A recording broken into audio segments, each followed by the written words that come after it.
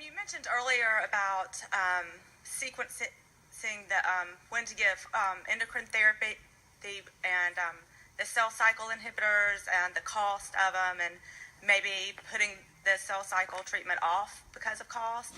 But instead of doing that, how can we as patient advocates and clinicians work to put pressure on the drug companies to lower the cost of these drugs so that my treatment option isn't based on the cost of a drug? Right. Well, it's a great question. Not something that we can solve here. Reach out to your legislators and the people that we are electing in office. Make these things known.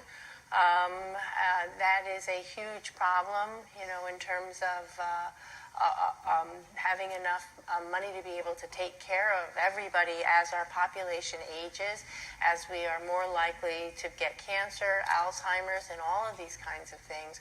All of our new drugs are very, very expensive, and it's an enormous public health problem. I think Peter Bach is talking tomorrow morning at 9 a.m.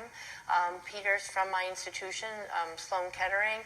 I don't know the title of his talk. I can look at it, but he is very interested in this issue in particular, and how we're going to deal with these types of problems. So maybe the 9 a.m. lecture tomorrow in the plenary will be of interest. Didn't he work in the government at one point? He did. So Yeah. he has some inside information on what needs to be done. Right. But what you can do, the truth is that we are the only country in the world that I know of where Medicare cannot negotiate with pharma for lower cost. Yeah, that was George So when Bush. you do a drug in the UK or Germany, whose costs are nowhere near ours, they can negotiate with the company, and they have all types of unique plans and ways to do this. And we have a law here that our legislatures that we've passed, that we can't do it, and Medicare is the largest insurer in the world. And so to do something it doesn't matter Republican or Democrat, because their lobbyists affect all of them, would be to reverse this law. That would be the best thing we can probably do in the United States, more powerful than anybody on this panel in doing that. And we're paying for it. Yeah, all of it. Yeah, We're all in this together. We're all paying we for are it, yeah. all in this together. And Peter's talk is going to be Global Cost of Cancer Care. And it's at 9 a.m. Tomorrow in Hall 3.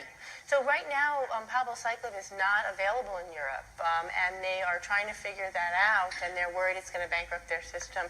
But they'll pay less for the palbo than we do, and our payment of the palbo, all of us, really ultimately supplements the lower costs of the drugs in the other countries. And I do think that that's something that, as advocates, we can have a huge effect on that. I know there's some legislators from the state of Texas that are concerned with this issue, and they talked about not being able to negotiate drugs for Medicare. It was part of the Medicare. When Medicare started covering drugs, part of the law was, and that was under George Bush, I think, but was that the government was not allowed to negotiate prices. They just pay for them. So you can do it. Yeah.